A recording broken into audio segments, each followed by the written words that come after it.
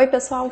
Vamos continuar trabalhando com o conjunto de dados de sinistros ocorridos no Brasil em 2020.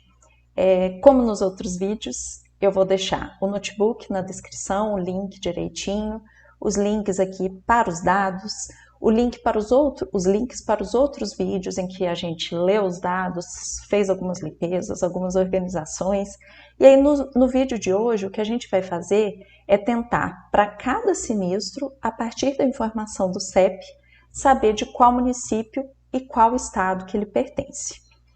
Então vamos lá. Eu já deixei algumas coisas carregadas aqui, né? Eu já carreguei os pacotes necessários, já carreguei o conjunto de dados para agilizar um pouco.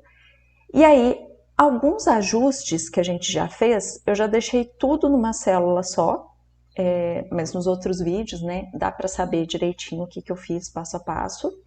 Então tem a substituição de códigos por categorias, a criação de novas variáveis, então tudo já foi realizado. Então essas coisas aqui eu já deixei numa célula, né, em uma célula apenas, e aí quem quiser com esse notebook aqui é só rodar que vai dar tudo certo. Mas se quiser entender direitinho, tem explicação nos outros vídeos. Vamos só olhar aqui como é que está a cara do nosso conjunto de dados. Nós temos essas variáveis e nós temos 3.747.000 observações ou linhas.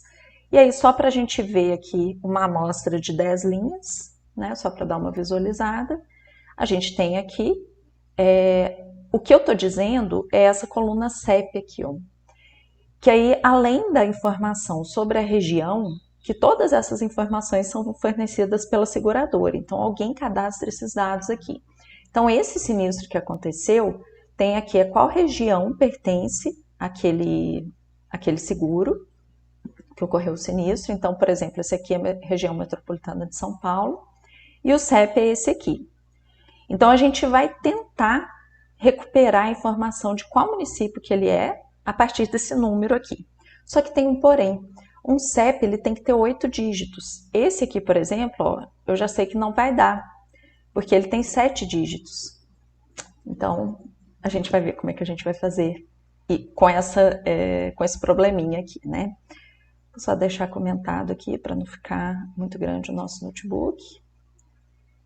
E beleza, prossigamos. Eu só fiz uma listinha aqui das variáveis quantitativas e qualitativas. E mais algumas limpezas que eu precisei aqui. Eu fiz uma cópia do conjunto de dados para DF1, né? Eu chamei de DF1, DataFrame 1, e eu substituí a variável idade, que a gente tinha criado uma categoria não informada para quando não tinha informação. Eu substituí por 0 para a gente poder ter números, porque eu não quero idades abaixo de 18. E nem acima de 100, só para ajudar a gente assim, a organizar os dados, tirar alguns dados que podem ou não fazer sentido, né? Tá errado, alguma coisa assim. Então eu substituí por 0. E aí eu fiz mais algumas limpezas aqui, vou só executar esse aqui de novo. Então eu usei a função query aqui para fazer uma consulta e criei um novo DF1. Então eu peguei só as linhas em que a idade é maior do que 18 e menor do que 100, o ano do modelo maior do que 0, né? Porque quando é 0 quer dizer que não tem a informação do ano do modelo. Indenização maior ou igual a 0, tem que ser igual a 0 também, porque tem alguns casos que tem o sinistro, mas não tem indenização, para valor salvado a mesma coisa. E o sexo ou é masculino ou feminino, ou é 0 quando é não informado. Então eu não quero os que não são informados, porque a gente pode querer informação, né, sobre sexo. Então vamos deixar aí, né, desse jeito, faz essa limpeza, né, essa consulta, e aí já caiu de 3.747.000 para 3.171.000 e algumas linhas. Outra coisa que eu ainda não mostrei para vocês é a função describe para variáveis categóricas. Então quando a gente inclui aqui o tipo objeto, a gente consegue ver o resumo estatístico das variáveis categóricas. Então ele dá aqui para a gente o número de linhas válidas, né, que não são NaN, o número de ocorrências de cada variável, qual a ocorrência mais comum. Isso aqui, essa frequência, eu acho que são as que realmente têm valores. Eu acho que essa aqui são todas e essas sem contar os NaN. Eu acho que é isso. Vamos lá, por exemplo, modelo. Tem 444 modelos possíveis no conjunto de dados, sendo que o mais comum, que teve mais sinistros, foi o HB20. Talvez era o que tinha mais seguros também, né? Mas foi o que teve mais sinistros. E tiveram 128.774 ocorrências para essa variável, não para esta ocorrência apenas. A categoria mais comum de ocorrer sinistro, passeio nacional, a região mais comum, região metropolitana de São Paulo, evento casco, a causa assistência 24 horas e sexo masculino aqui, ó. Então a gente está com 2 ocorrências de sexo porque a gente tirou o 0. Então é só masculino e feminino. Então, o CEP, por ele ser composto por 8 dígitos, a gente já vai fazer essa limpeza antes. Poderia deixar para lá essa informação e pedir para ele buscar, mas eu vou tentar limpar algumas coisas, porque a gente tem muitas linhas, vamos limpar isso. Então, se o CEP é composto por 8 dígitos, eu estou aqui usando uma função, a função apply do Pandas, que eu não vou entrar em detalhes aqui, é uma função bem geral e bem útil, e aí o que ela vai fazer é contar quantos dígitos tem a coluna CEP. Então, eu estou criando uma nova variável aqui, que contém o número de dígitos.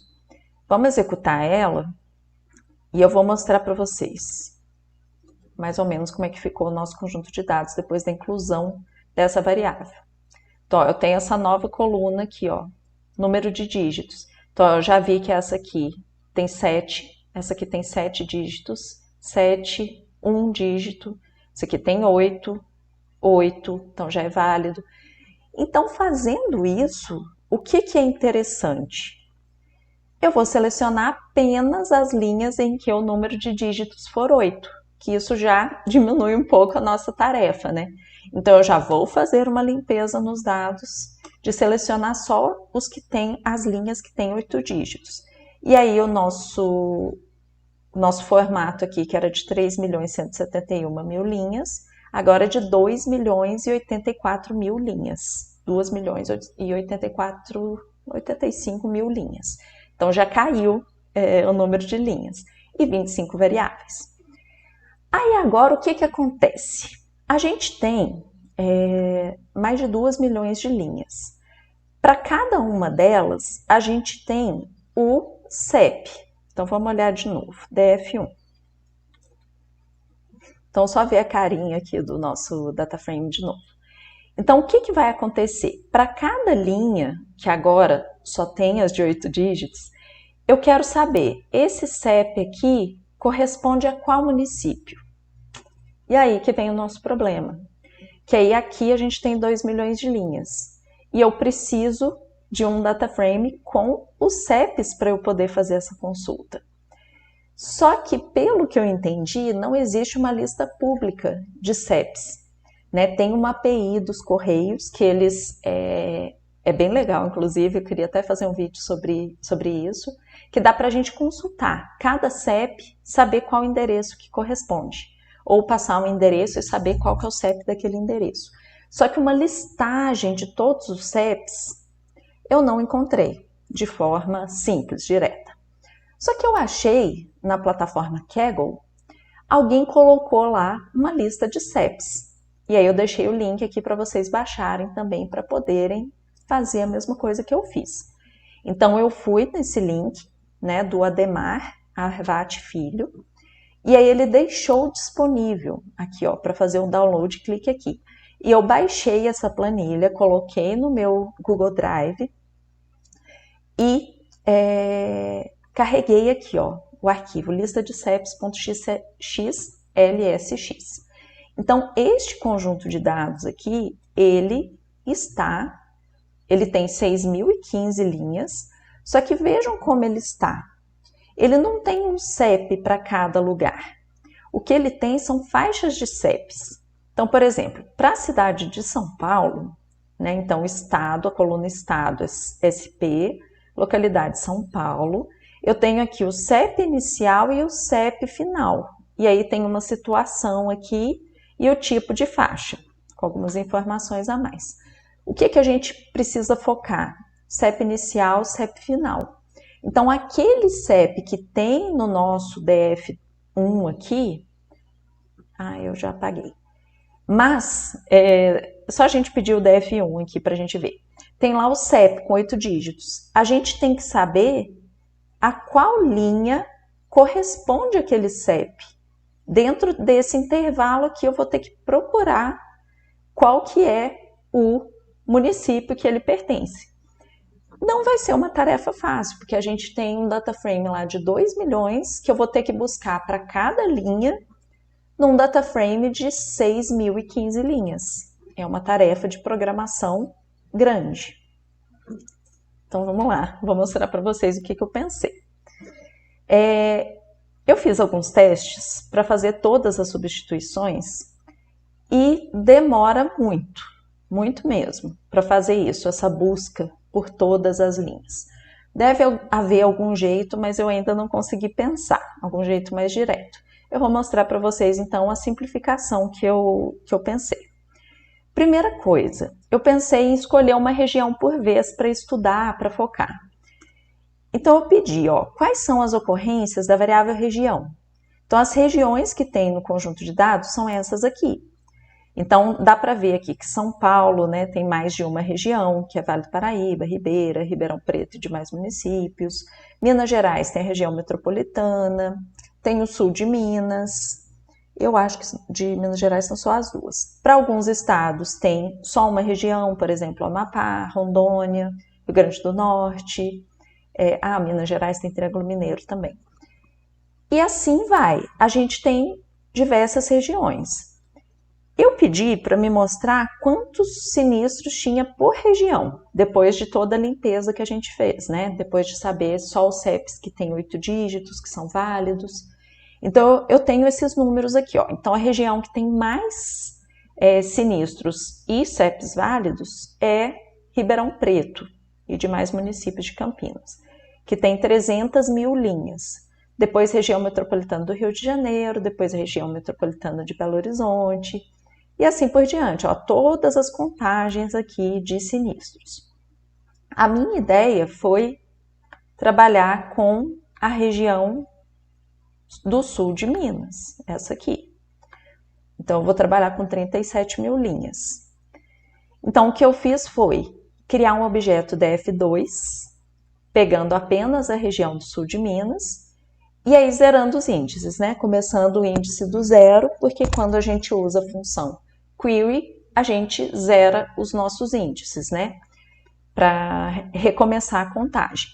Então, é isso que eu vou fazer. Vamos só executar aqui, só para vocês verem, Se eu não usasse o reset index. Como que ficou o df2? Olha, eu tenho a linha 69, linha 70, porque no conjunto de dados original, são essas as linhas a que esses municípios, esses sinistros do sul de Minas correspondem. Quando eu uso o reset index, quando eu faço isso, ele começa do zero, e é isso que a gente quer. Então, ele vai começar do 0, 1, 2, ele recomeça a contagem do meu data frame. E aí, como que ficou o nosso data frame do sul de Minas? 37.328 linhas, que é o que ele falou aqui, né? Cadê? MG...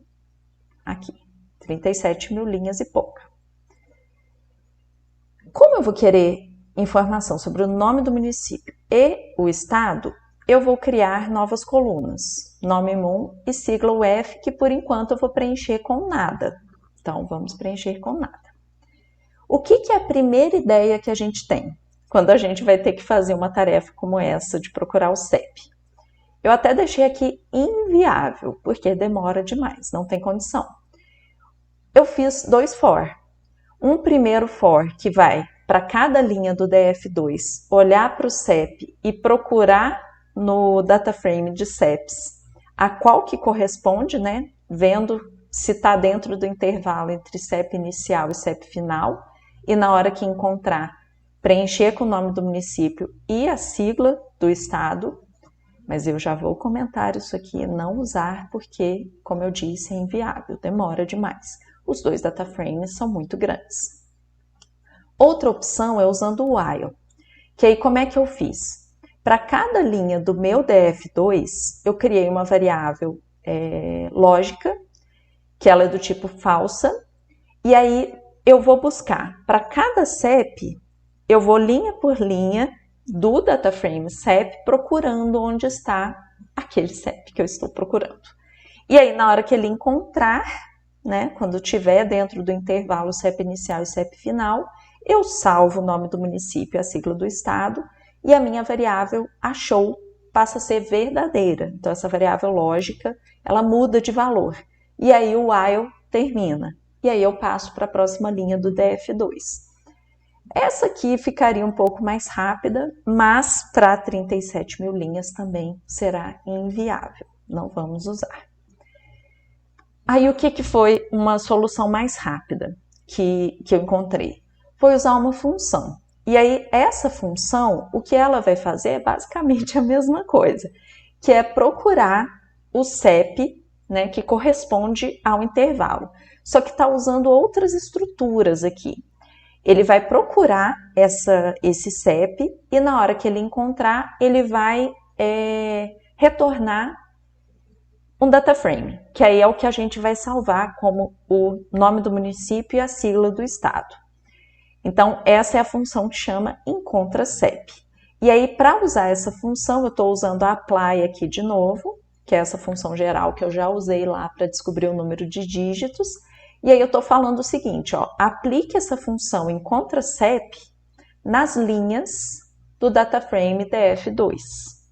E aí salve o resultado, né, esse resultado aqui do nome do município e sigla UF, nessas duas colunas. Então isso aqui deixou tudo mais rápido. Então só para mostrar para vocês, né, carreguei a função, vou aplicar a função.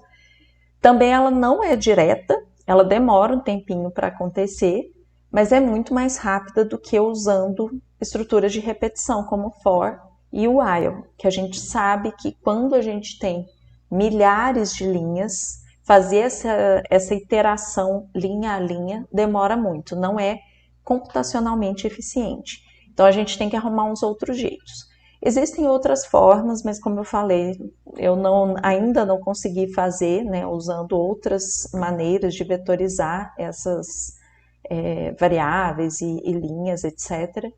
E aí a forma que parece satisfatória é usar... Aí, terminou. Demorou 43 segundos. Foi usando a função e aplicando com a função apply. Aí vamos ver como que ficou aqui. Quantos... antes, vamos só ver a carinha do df2.head. Como é que ele ficou agora. Então, ó. Então, como eu selecionei municípios da região MG Sul, ele recuperou aqui, ó. Esse aqui é de Aguanil, Minas Gerais, Aguanil, Barbacena, Nepomuceno, Lavras, etc. Beleza.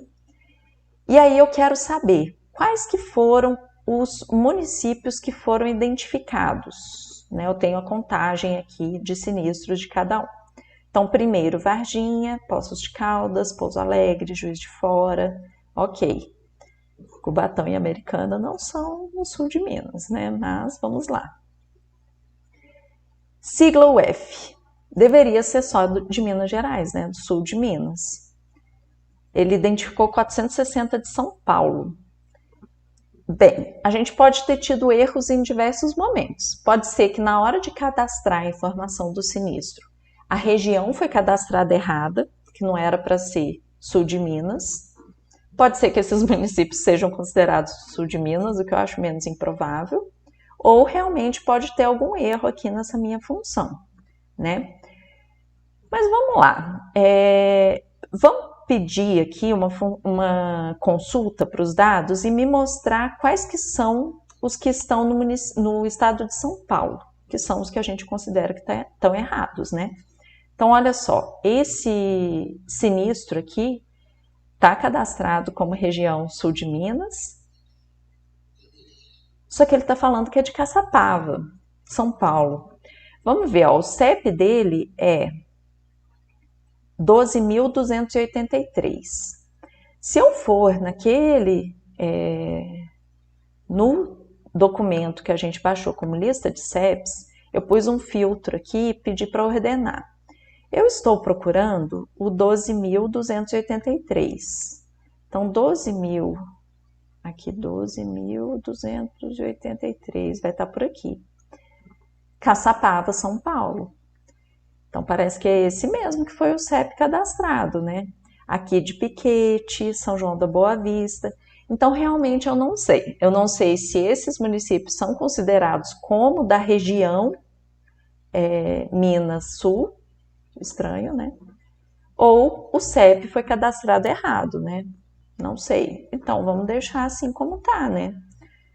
Então, eu vou só comentar aqui para não ficar grande o nosso notebook, mas eu vou deixar desse jeito, do jeito que ele ficou. Então, é isso. Bom, agora que a gente já sabe município e estado, mesmo com esses probleminhas, dá para a gente fazer algumas consultas aos dados usando Group By e alguns gráficos. Group By é uma função muito interessante, muito utilizada, que serve para quê? Para a gente agrupar as nossas observações de acordo com algumas condições. Eu coloquei aqui por meio de perguntas para ajudar a gente. Quais os municípios tiveram mais ocorrências de sinistro em 2020? É uma pergunta válida. Então, a primeira coisa que eu fiz aqui é o que eu já mostrei ali em cima. Eu vou pedir nome MUM e a contagem de valores. Então, todos são sinistros. Então, o primeiro, Varginha, que teve quase 3.000 sinistros, Poços de Caldas, 2.282 sinistros e assim por diante. Aí agora eu quero saber quais são os 10 municípios com mais ocorrências e fazer um gráfico para isso. Então, é basicamente a mesma coisa que eu fiz aqui, só que aí eu incluí a informação que eu quero os 10 primeiros e aqui eu estou pedindo para fazer um gráfico de colunas, definindo aqui o tamanho da minha figura, que eu não quero título, que a cor vai ser rosa, que o nome do eixo X vai ser número de sinistros e vamos ver esse gráfico. Então, o gráfico ficou assim.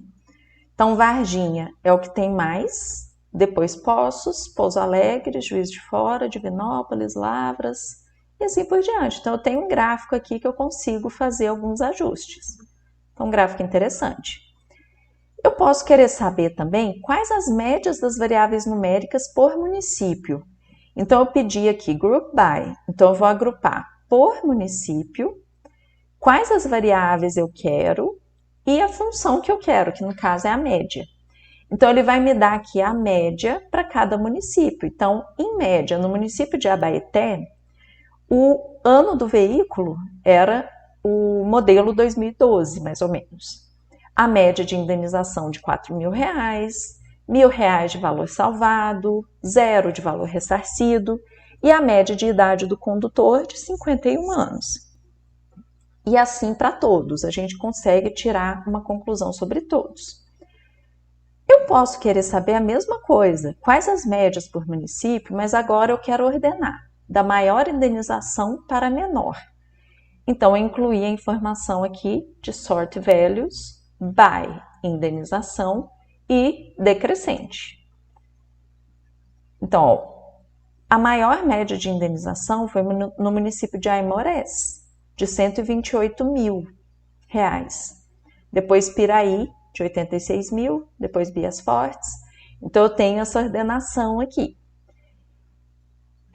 E se eu quiser saber quais as médias das variáveis por município e as frequências de sinistros por municípios? Então, eu fiz aqui um exemplo ó, que a gente pode calcular, além da média, a frequência, que é a função count. Então, como que a gente pode obter isso? Ó? Então, a Abaeté, em média, o ano do modelo é esse, a média de indenização. Então, eu tenho as médias aqui, como eu mostrei no código anterior, mas também as frequências. Então, dá para eu saber que em Abaeté tiveram 83 sinistros. Em Abricampo, tiveram 2 sinistros apenas. Então, quer dizer, essas médias foram calculadas com base em 2 sinistros para Abricampo. Para Caiaca, em 3. Em Aguaí, para 2. Então, tem vários municípios em que tem pouquíssimos sinistros. Outra coisa que pode ser interessante é saber para um determinado município, ou até mais de um, quais que são as médias e as frequências, né, de alguma variável? Então eu pedi aqui, ó, eu salvei um group by com o nome do município, igual eu acabei de fazer, salvei no objeto D e eu fiz uma consulta a esse objeto D para os municípios de Varginha, Lavras e Três Pontas. Então eu queria saber desses 3 municípios, ó. A média de ano do veículo, 2014 para Lavras, 2013, quase 2014, muito parecido, né, para as 3. E a frequência de sinistros, ó, para Lavras 1.100, para Três Pontas 629, para Varginha 2.858. As médias de indenização, de valor salvado, de valor ressarcido e a média de idade, ó. Então a média de idade em Varginha um pouco menor do que dessas outras cidades. E aí a gente pode pôr quantos municípios a gente quiser, só colocando aqui numa lista os nomes deles. Aqui eu tenho as médias por tipo de evento, olha. Então, nesse group by aqui, a gente pode escolher a variável que a gente quiser, dentre aquelas qualitativas que a gente tem. Aqui eu estou pedindo por evento. Então, o casco, ele tem uma frequência de 22 mil sinistros. Outros, 11 mil sinistros. Veículos, danos materiais, 3 mil sinistros. Então, ele vai mostrando aqui para a gente a frequência e a média. Então, qual que é a média de indenização para o evento casco? R$ 3.600. Que tem bastante ocorrência, né? Outros, R$ 373. Para danos materiais, R$ 5.500. As outras podem até ter valores altos, mas o número de sinistros é bem baixo, né? É difícil da gente tirar alguma conclusão sobre eles. Eu pedi aqui um gráfico de colunas com o número de sinistros por tipo de evento. Então, olha que interessante. Aqui eu estou fazendo a mesma coisa que eu coloquei aqui, só que por meio de um gráfico. Então, fica bem mais visual. Olha, casco é muito maior do que as demais categorias. Depois vem outros e depois veículos, danos materiais, que são essas que a gente viu aqui que tinham mais sinistros, né? Essas aqui. Então, 3 mil, 11 mil, 22 mil. Então, essas que tem mais. As outras são muito pequenas perto dessas 3 principais.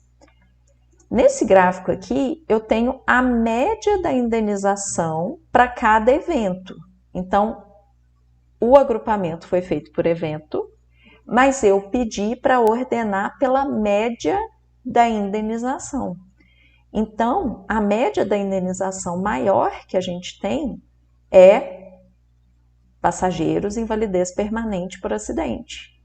Depois, danos corporais em relação a veículos, né? Causados por veículos. E assim a gente consegue essa ordenação. Aqui é um outro group by, que aí eu pedi para agrupar por ano. Então, eu estou querendo, por ano do veículo, né, modelo do veículo, qual que é a média de indenização, valor salvado, valor ressarcido e idade. Então, ele me dá aqui, ó. Então, a gente tem valores bem variados aí de todas, né? Varia bastante. Aqui eu pedi também por ano, só que eu pedi para ordenar em ordem decrescente pela indenização média. Então, teve o modelo 92 que teve indenização média mais alta, R$12 mil. Então, foi um valor atípico aqui. E depois os outros valores, 2021, depois 1972. Então, eu pedi para ordenar em ordem decrescente. Só que ali eu tenho muita informação. Então, eu pedi aqui os 10 primeiros. Então, eu tenho aqui os 10 primeiros valores, maiores valores de indenização. Então, assim, dá para fazer muitas consultas aos dados, muitos agrupamentos, e aí dá para usar todas aquelas variáveis categóricas que a gente tem no conjunto de dados. Então, a gente consegue fazer por sexo, né? Por cobertura do seguro. Então, assim, dá para explorar bastante. Então, fica a dica aqui para treinar, tentar usar o Group By, os gráficos, e essa história do CEP também, que é bastante interessante, né?